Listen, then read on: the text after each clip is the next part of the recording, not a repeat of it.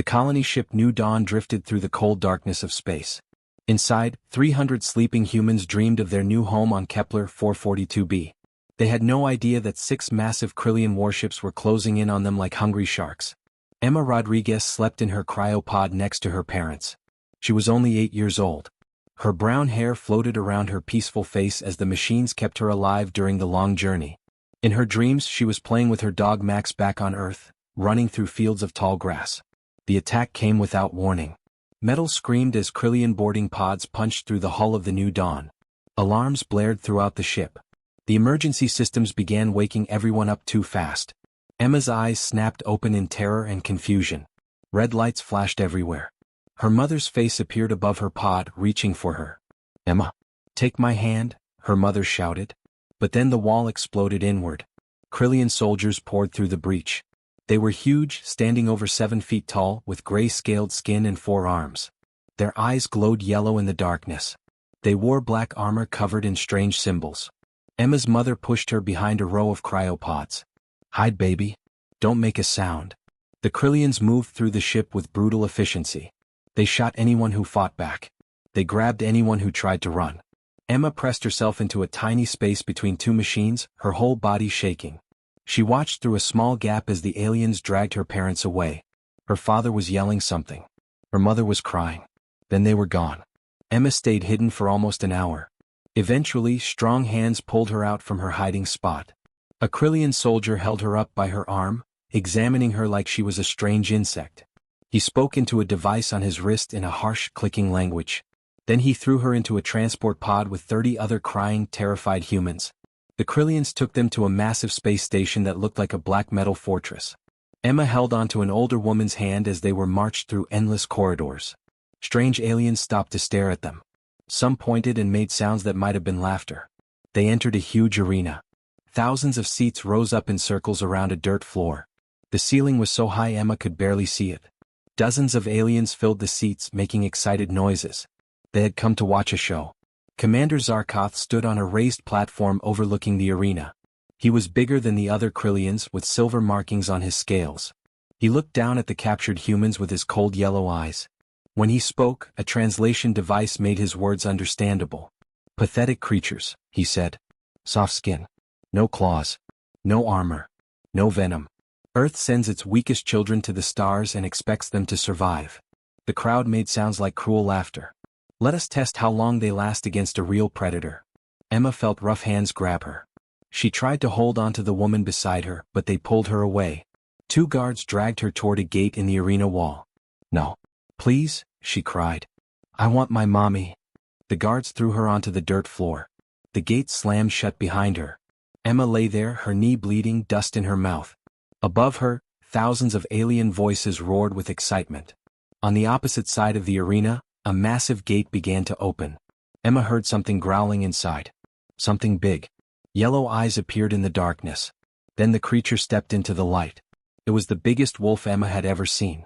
12 feet tall, pure white fur, teeth like knives. Scars covered its body. Its eyes locked onto her. The crowd went wild with excitement. Commander Zarkoth smiled. Emma's heart pounded so hard she thought it might explode. The white wolf moved toward Emma slowly. Each step made the ground shake a little. The creature was covered in old scars and fresh wounds. Its eyes looked tired and angry at the same time. The Krillians had named it Frostfang, and it had killed 47 warriors in this arena. Emma's whole body wanted to run. Every part of her screamed to get away. But she remembered something her father taught her back on the colony farm. He raised animals and always said the same thing: never run from a predator. Running makes you prey. So Emma did not run. She stood very still and looked down at the ground. She made herself as small as possible. Her heart hammered in her chest so loud she thought everyone could hear it. The wolf came closer. She could smell it now, a wild smell of fur and blood and something else, something sad. The wolf stopped right in front of her. It lowered its massive head and sniffed her hair. Emma closed her eyes tight. Hot breath washed over her face. The creature's nose was cold against her cheek. Then something strange happened. The wolf made a confused sound, almost like a whimper. It stepped back and tilted its head, studying her. Emma slowly opened her eyes. The wolf was not growling anymore. It looked puzzled. In the seats above, the aliens were getting quieter. They expected screaming and blood. They were not getting it. Emma thought about Max, her dog back on Earth. She thought about all the scared animals her father helped on the farm. Slowly, very slowly, she sat down in the dirt. She pulled her knees to her chest and started humming. It was a lullaby her mother sang to her every night. The tune was soft and gentle. The wolf's ears perked up. It had never heard anything like this sound before. All its life had been pain and fighting and angry shouts. The sound was different. The sound was kind. The massive creature took a step closer. Then another. It lowered its body to the ground. Emma kept humming even though tears rolled down her face. She was still terrified, but something inside told her to keep going. The wolf crawled forward on its belly like a puppy. It came so close that Emma could see its eyes clearly. They were not mean eyes. They were hurt eyes. Lonely eyes. Just like hers. Emma did something that made every alien in the arena gasp. She reached out her small hand and touched the wolf's nose. Her fingers were tiny against its huge face. The wolf's eyes closed. It pushed gently into her hand. "It's okay," Emma whispered. "I'm scared too." The wolf lay down completely. Its massive body curled around Emma like a protective wall. For the first time in its entire life, Frostfang felt safe. Emma leaned against the warm fur and kept humming. The wolf's breathing became slow and peaceful. The arena was completely silent. No one was cheering anymore. Thousands of aliens stared in shock. This was impossible. Frostfang had never done this before. The beast had never shown mercy or gentleness to anyone. On his platform, Commander Zarkatha's 4 hands gripped the railing. His scales turned darker with rage. "What is happening?" he hissed. "Guards! Get that human away from my war beast immediately." 6 Krillian guards rushed into the arena with electric staffs. The moment they came close, Frostfang lifted its head and released a roar that shook the entire station. The sound was a clear warning: stay away from the small one. The guards stopped moving. Even they were afraid. Emma looked up at the commander with dirty tear-stained cheeks. She kept one hand on the wolf's fur. In that moment, Zarkoth realized something terrifying. Humans were not weak at all. They were something the galaxy had never seen before. Something dangerous in a completely different way. The guards finally managed to pull Emma away from the wolf using long metal poles. They dragged her out of the arena while Frostfang roared and threw itself against the gate. The sound of the creature's anger echoed through the entire station. They threw Emma into a small gray cell with no windows. The door sealed shut with a hiss. She curled up in the corner and cried until she had no tears left. She thought about her parents. She thought about the big white wolf. She was alone and more scared than she had ever been in her life. In another part of the station, Krillian scientists gathered around viewing screens. They watched recordings of what happened in the arena over and over again. They could not understand it. The human child did not release fear pheromones, one scientist said, pointing at chemical readings on a screen. "Look at this data. Her stress levels dropped when she touched the beast." "Impossible," another scientist replied. "Every species shows fear before a predator. It is basic survival programming." "Not humans apparently," said the first scientist. "Their brain structure is different. Look at this section here. It controls something they call empathy. It is much larger than in any species we have studied." Meanwhile, Frostfang refused to eat. The handlers tried everything, but the wolf would not touch the meat they brought. Instead, it paced back and forth in its cage, whining and scratching at the walls. After 2 days, it became violent. It destroyed 3 metal walls and injured 5 guards who tried to sedate it. Commander Zarkoth made a decision. He ordered the scientists to put Emma and the wolf together under constant observation. He wanted to understand this strange connection. Maybe he could use it somehow. They moved Emma to a larger cell with thick glass walls. On the other side was Frostfang.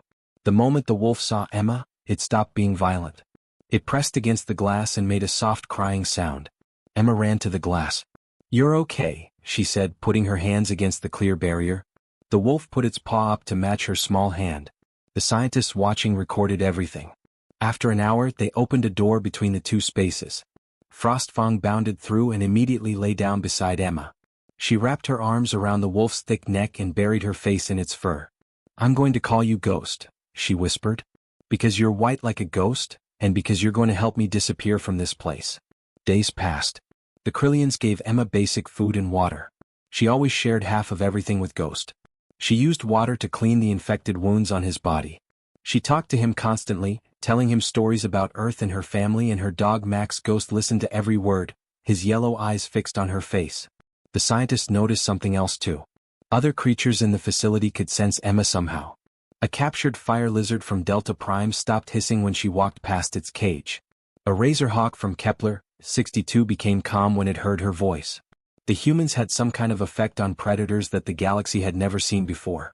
One night, Emma was trying to sleep against Ghost's warm side when she heard voices outside her cell. Krillian voices speaking through translation devices. "The auction is set for next week," one said. "Dozens of empires want to buy the human child. They all want to study this pack bonding ability." "What about the wolf?" another voice asked. "Kill it. Once we sell the human, the beast has no value." Emma's eyes snapped open. Her hand gripped Ghost's fur tighter. They were going to sell her like property. They were going to kill her friend. She had to do something. She had to escape. Emma spent the next 3 days watching everything carefully. She watched the guards change shifts. She watched how they opened the doors with key cards. She watched the patrol patterns through the glass walls. Her father had been an engineer and taught her how machines worked. Her mother had taught her to be patient and smart. Ghost sensed her planning something. The wolf stayed close, always alert, always ready. On the 4th night, the entire station shook. Alarms blared in a different way than before. Emma heard the guards shouting about a solar storm causing power problems. Lights flickered on and off throughout the facility. This was her chance. Emma had been working on the lock of her cell for days using a piece of broken metal she found. When the power flickered again, she heard the magnetic locks click. She pushed hard on the door and it opened. "Come on, Ghost," she whispered. They moved quickly through the dark corridors. Emma remembered the path from when the guards brought her food. She knew where the other creatures were kept. She had a plan that seemed crazy, but it was the only plan she had. The first cage she found held a massive creature with 6 legs and armor plates. It was called a thunder beast from some planet she could not pronounce. The power flicker had weakened its cage door too. Emma pulled it open. The thunder beast charged out, ready to attack. But then it saw Emma. It stopped and sniffed the air. Ghost stood protectively in front of her and made a low rumbling sound, not threatening but communicating somehow. The thunder beast lowered its head and waited. "We're all getting out of here," Emma said firmly. "All of us." She ran to the next cage and the next. A fire lizard with red scales. A razorhawk with wings like knives. A shadow cat that could change colors. 2 rock eaters from the mining colonies. Each time she opened a cage, Ghost would position himself between Emma and the creature. Each time the creature would calm down and follow. They were not attacking her. They sensed something in her that meant safety. Something that meant friend, not food. The group moved through the station like a strange army. Emma led them toward the hangar bay where she had seen ships when they first arrived. Behind them she could hear guards shouting and running. The creatures that followed her destroyed everything in their path, but they never hurt her. They reached the hangar bay just as Commander Zarkoth arrived with 20 armed guards. He stood blocking the entrance to the ships, all 4 of his arms holding weapons. "Stupid human child," he snarled. "You cannot fly a ship. You cannot escape. Surrender now and I will make your death quick." Emma looked at Ghost. The wolf looked back at her. They did not need words anymore. "Now!" Emma shouted. Ghost and the thunder beast charged forward together. The other creatures followed, roaring and screeching. The guards opened fire, but there were too many creatures coming from too many directions. The shadow cat appeared behind guards and knocked them down. The razorhawk dove from above.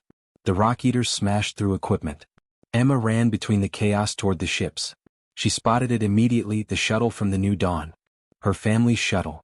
She ran up the ramp and Ghost bounded after her. Several other creatures followed them inside, refusing to leave Emma's side. She jumped into the pilot's seat. Her hands shook as she pressed buttons her father had shown her years ago. Please work," she whispered. The engines roared to life. Through the window she saw Zarkoth running toward them, his face twisted with rage. The hangar bay doors were closing. Emma pushed the throttle forward. The shuttle shot out of the station just as the doors slammed shut. They were free. They were actually free. Ghost pressed against her side and made a happy sound she had never heard before. The shuttle's emergency beacon sent signals into space for 2 days. Emma shared her small supply of food with Ghost and the other creatures who had squeezed into the ship. A fire lizard, a shadow cat, and one of the rock eaters stayed with her. They all seemed to understand that the small human had saved them. On the 3rd day, a massive human warship appeared on the scanner. The HSS Defender had picked up her distress call. When Captain Sarah Chin saw an 8-year-old girl step off the shuttle with a giant white wolf and 3 alien predators, she could barely believe her eyes. "Don't shoot them. Emma shouted. "They're my friends." The Marines lowered their weapons slowly. Ghost growled at them but stayed by Emma's side. Captain Chin knelt down to Emma's level. "It's okay, sweetheart. You're safe now. Can you tell me what happened?" Emma told them everything. About the Krillians. About the arena. About the creatures trapped and tortured. About the auction where they planned to sell her. The captain's face grew darker with every word. The Human Alliance contacted the Galactic Council immediately. Emma's testimony was broadcast across civilized space. Images of the young girl with the white wolf went viral on 1,000 worlds. The Krillians tried to deny everything, but other species came forward with similar stories. Scientists from 12 different species asked to study Emma and Ghost. They discovered something amazing about humans. Their brains had evolved differently than almost every other intelligent species. Humans could form emotional bonds with almost any creature. They could feel what others felt. They could make friends with their enemies. The Galactic Council put heavy sanctions on the Krillian Empire. They had to shut down all their gladiatorial arenas. They had to free all captured creatures. Commander Zarkoth was arrested and put on trial for crimes against sentient beings. Captain Chin had no children of her own. She officially adopted Emma 6 months later. Emma kept Ghost with her always. The Galactic Council made a special law allowing Ghost to stay as Emma's guardian and companion. He was the first alien creature ever given citizenship status in the Human Alliance. Years passed. Emma grew up on military ships and space stations. She never forgot the creatures who helped her escape. She never forgot the ones still suffering across the galaxy. When Emma turned 18, she used money from her story rights to open the first interspecies rehabilitation center on a peaceful moon. Abused and traumatized creatures from across the galaxy came there to heal. Emma hired other humans who had the same gift she did. People who could bond with any living thing. Ghost was older now, his white fur turning gray around his muzzle. He still followed Emma everywhere, moving slower but just as loyal. He had become famous across the galaxy as the wolf who chose love over violence. Emma was 25 when the Vorkan species applied to join the Galactic Council. They were a proud warrior race, feared by many. During their application hearing, the Vorkan ambassador made an unusual request. "We wish to have a human representative present during our integration," the ambassador said. "We have studied their kind. Humans possess something we lack. They see past fear and anger. They see the heart beneath. If humans can trust us, perhaps others will too." The council agreed. Emma was chosen as the human ambassador. She walked into the chamber with Ghost beside her. The old wolf's presence reminded everyone of an important truth. Humans had entered the galaxy not as conquerors or warriors, but as friends. They had a gift that no weapon could match. The galaxy would never be the same.